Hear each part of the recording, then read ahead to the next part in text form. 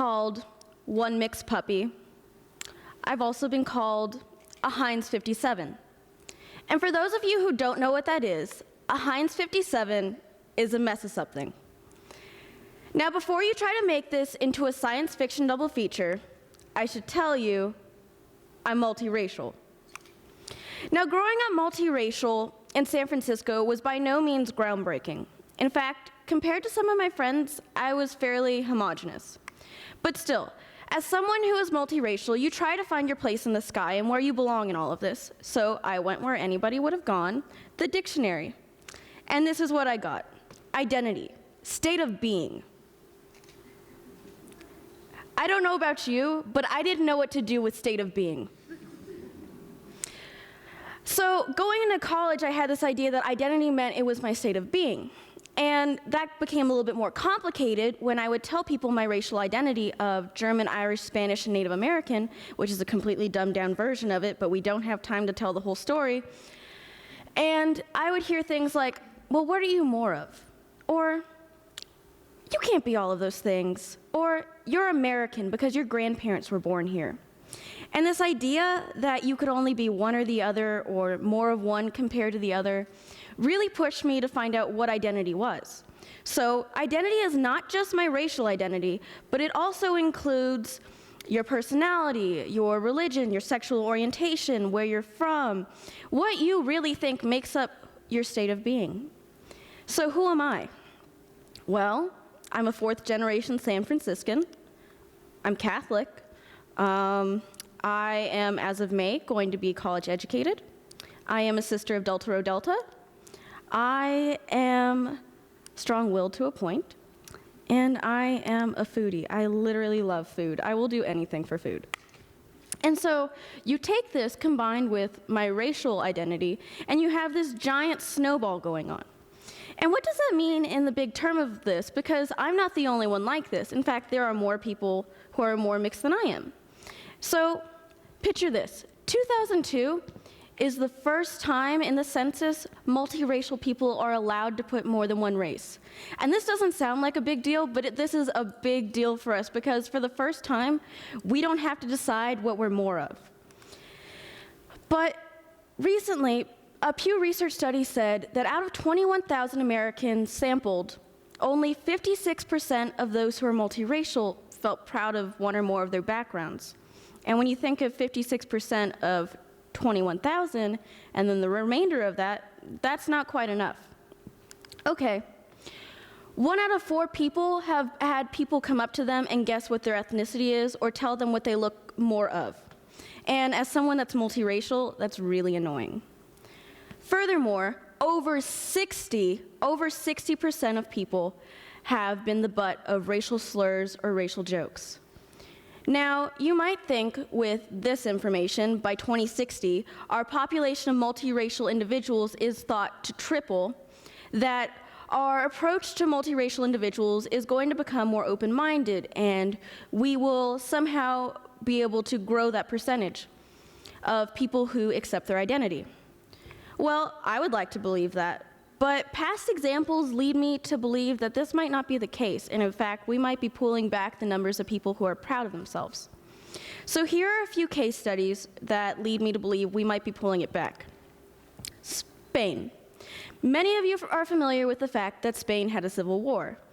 What you probably don't know is that the Civil War was based on 1931 reforms that were pretty much trying to separate church and state. Well, this doesn't seem like a big deal to us, but this was a big deal to the Catholic Church, who had pretty much reigned over Catholic Spain for centuries. And they took a lot of offense to this, and that seems small, again, except they started to take advantage of the fact that Catholics were being killed for being Catholic Spaniards.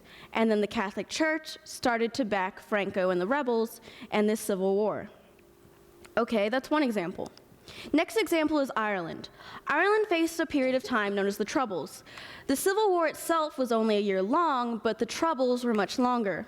The Troubles essentially meant that Irish Catholics and Irish Protestants were going head-to-head over what it meant to be Irish, in part because of English rule. So Out of this, the IRA comes to part and takes advantage of the Irish Catholics who are having their identity suppressed for things such as housing, food, and they're essentially being starved out. So they took advantage of identity suppression in this case. Now, my next one is a little bit different. This is Russia. A lot of you are probably familiar with the Russian Revolution, and often the Russian Civil War often gets overlooked because revolution. So let me tell you a little bit about the Civil War. The Civil War was between the Red Russians, the communists, and the White Russians, the imperialists. And when we take a step further back, you have Peter the Great enacting a beard tax.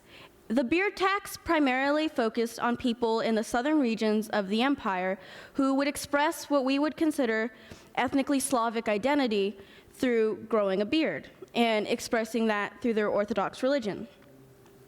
Now, when you have years of suppression in an empire and the Red Russians are telling you that they would like to move to a time in which they embrace ethnically Slavic ideals and move away from the Western ideals people like Peter pushed for, you're going to stand behind them because you've been oppressed by the White Russians. So that's essentially what happened. They went with the Red Russians, the communists, against the White Russians, the imperialists. So that example was a little bit different in that this is an ethnic conflict versus the previous were religious conflicts. So you're probably thinking, well, we've moved past that. And I like to believe that, I really do. However, here are some examples from our own country, and I should preface this with, I by no means want to get political. The Black Lives Matter movement, the Dakota Pipelines protest, pro-immigration, pro-Islamic protest or movement, and the Women's March. Now, what do all of those have in common? Well, all of those are movements for identity.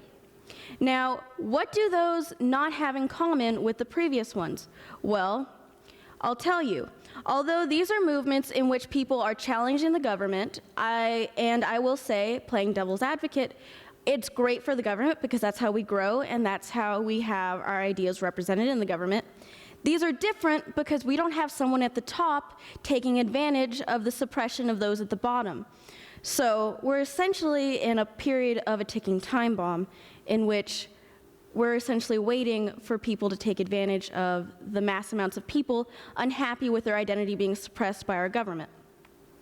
So I just laid out some pretty heavy news, and you're probably asking yourself, what can you do? Well, you can listen. You can listen to people like me when we tell you our stories, or what our identities are, or how we identify. You can act. There is nothing wrong with stepping in when you hear someone making a racial slur or joke that by any means shames someone. And you can accept. The sooner you stop trying to simplify the world around you, the more we can accept our fellow man. Now, I don't know about you, but what I think makes America great is our ability to accept and go for the identities that are multiple in our country. Thank you.